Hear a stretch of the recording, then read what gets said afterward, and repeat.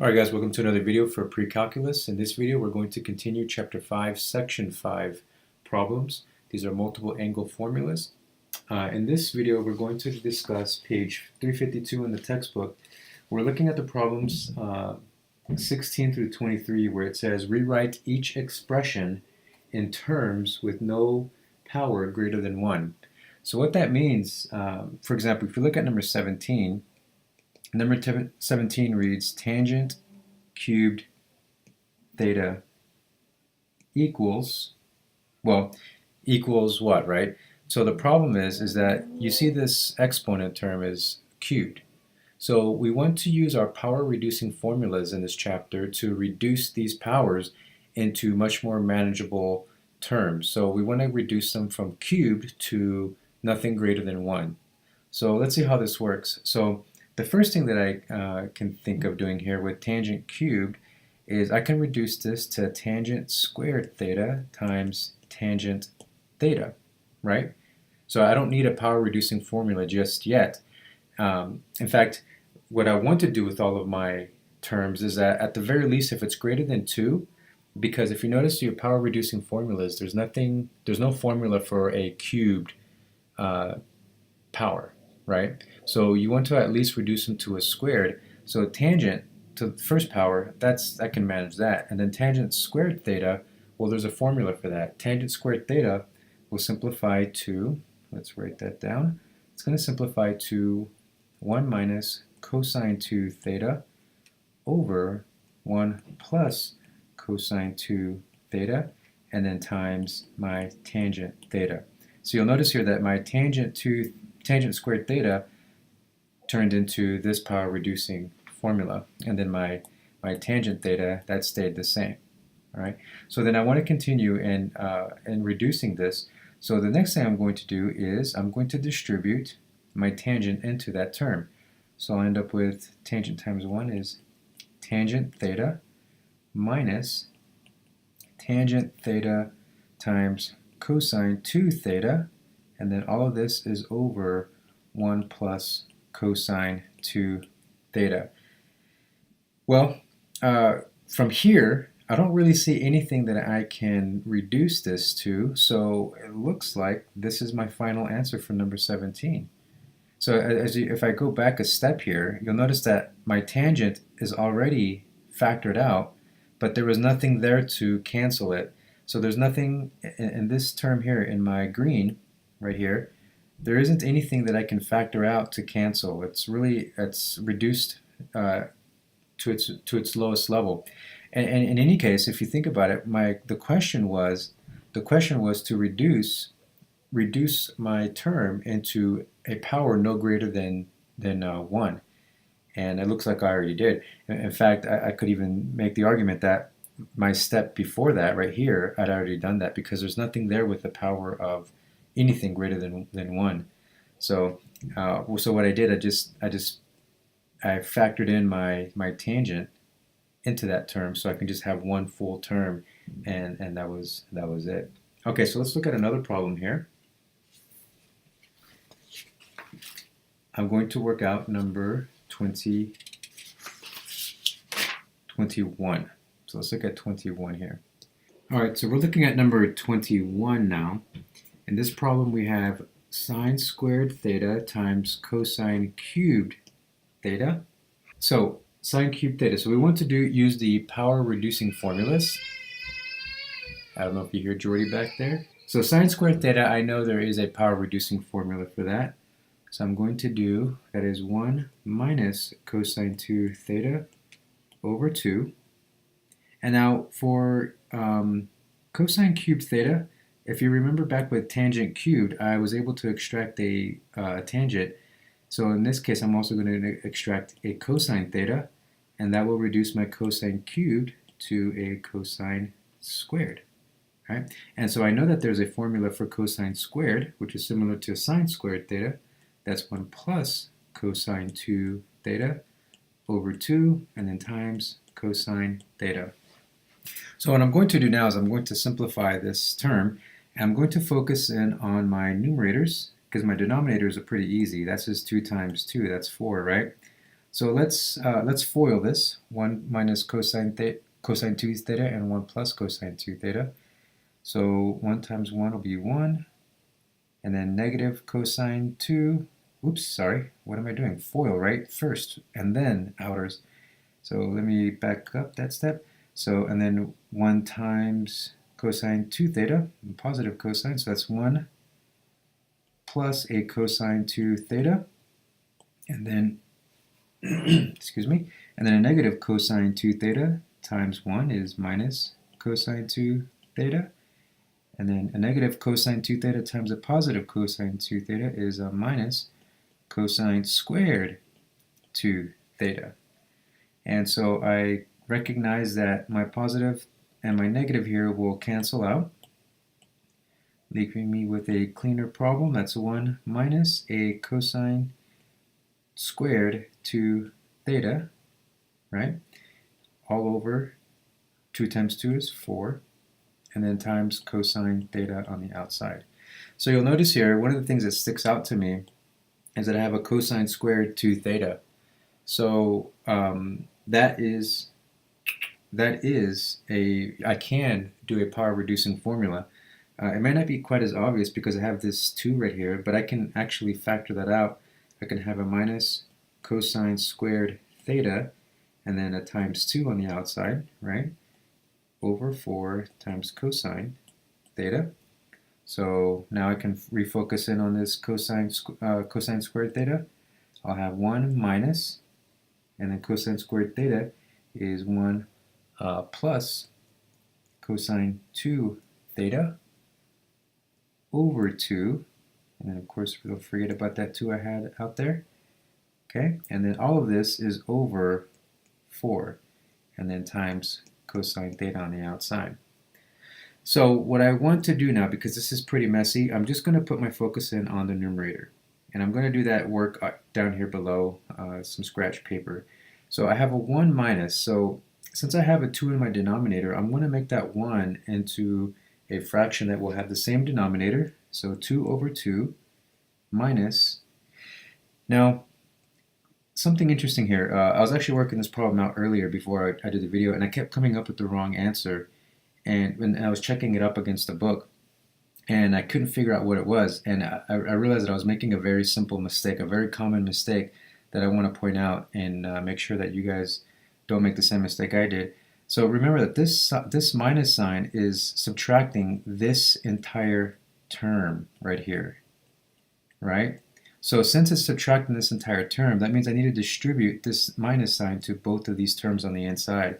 So what that's going to do, it's going to have 2 over 2 minus 1 minus a cosine 2 theta, right? Yeah, you know, because I was doing what I was doing earlier. Let me just kind of draw a little line here. What I was doing earlier is I was doing 1 minus and then plus cosine 2 theta, and that's not correct because I need to distribute that negative sign into the whole term there, because it's minus this entire thing here, not just the 1.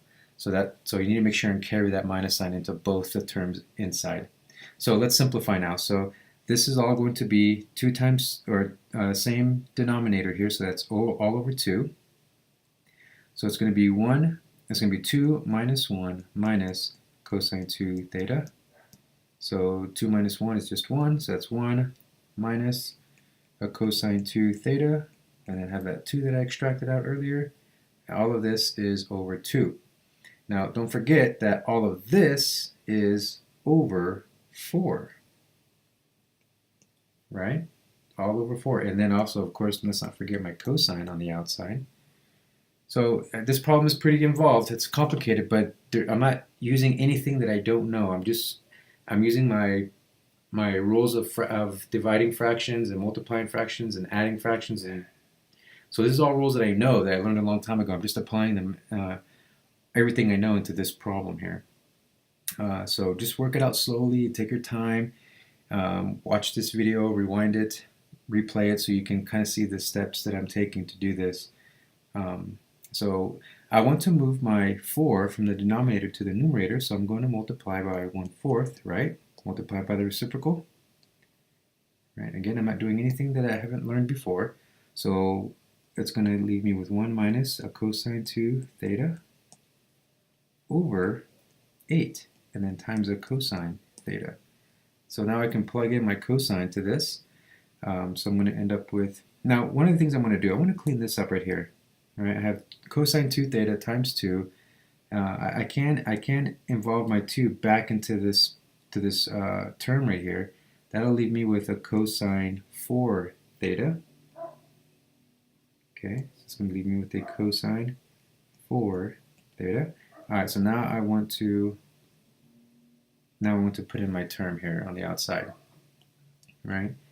So that's going to leave me with a cosine theta minus a cosine theta times cosine 4 theta. I can't put these together because they're not like terms. I have a cosine 4 theta, and that's not a like term with the cosine, so I just leave that separate. And then all of this is going to be over 8. And that's that. That's how you work that one out. Like I said, it's pretty involved, so feel free to go back and and check my work and just look over it slowly and look how I do it step by step. All right, so finally I'm going to work out 23. Keep in mind that our goal is to reduce all of these powers to a power no greater than 2. So here I have quite a problem because I have sine to the 4th over cosine squared. So I want to reduce sine. I'm going to focus on sine to the 4th because I want to reduce that to a more familiar term, which as I see my different formulas, I want to reduce it down to sine squared.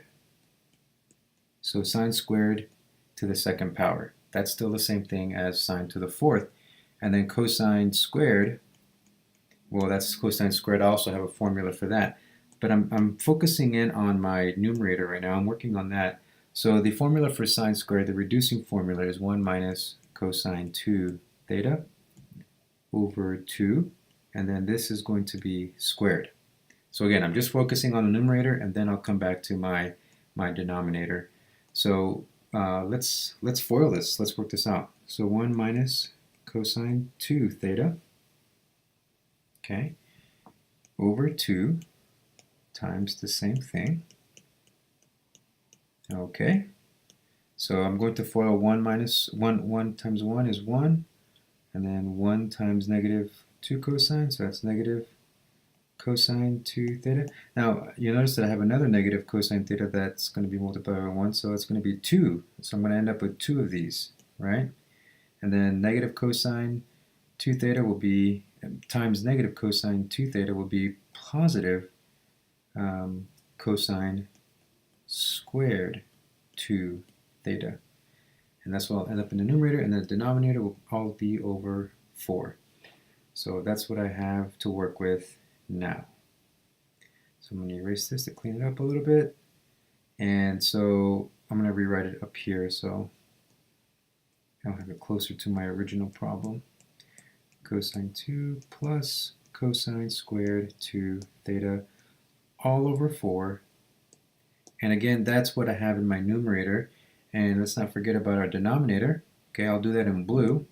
All this divided by cosine squared theta, which is 1 plus cosine 2 theta over 2.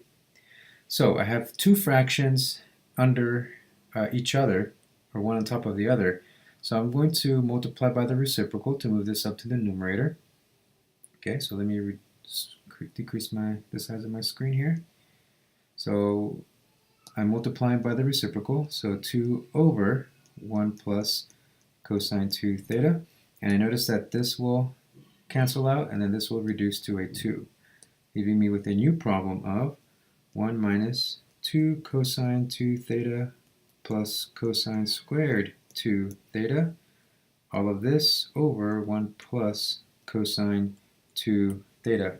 So I still haven't completely succeeded because I have a cosine squared here. So I can factor out this 2. So let me factor this 2 out. So I'll end up with cosine squared theta, and then with the 2 factored out here. So now I can change this cosine squared into a formula, that a power reducing formula. So one thing, let me just take a step back here.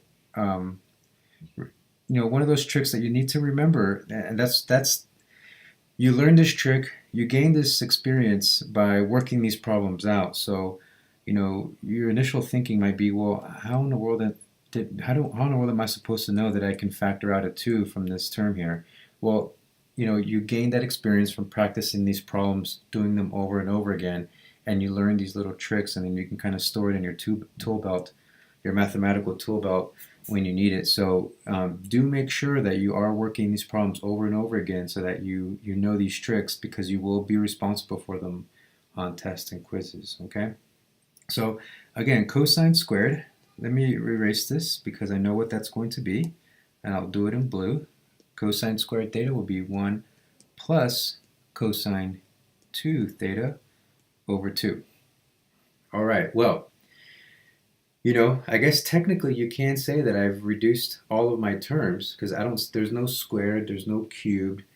I could leave it at this, but you don't typically want to leave a problem in a fraction form like that. So let's simplify this. Now, the easiest way that I can think of simplifying this is to multiply the entire thing by 2. Okay? So if I multiply this whole equation by 2, because as long as it's all multiplied by 2, I won't be breaking any mathematical rules.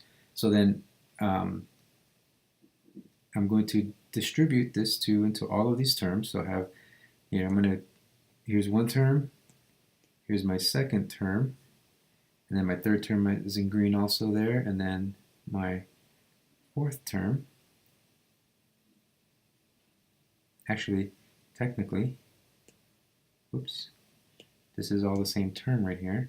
And then in the denominator, I have these two terms here. So let's distribute. So it's going to be 2 minus 4 cosine 2 theta. Now, when I multiply 2 times 1 plus cosine 2 theta over 2, right, this actually cancels out. So this 2 cancels out. And that was the goal. That was my goal in doing this in the first place, is that I wanted that 2 to cancel out. So I end up with 1 plus cosine, and I can go ahead and distribute this back where it was, 4 theta divided by 2 plus 2 plus,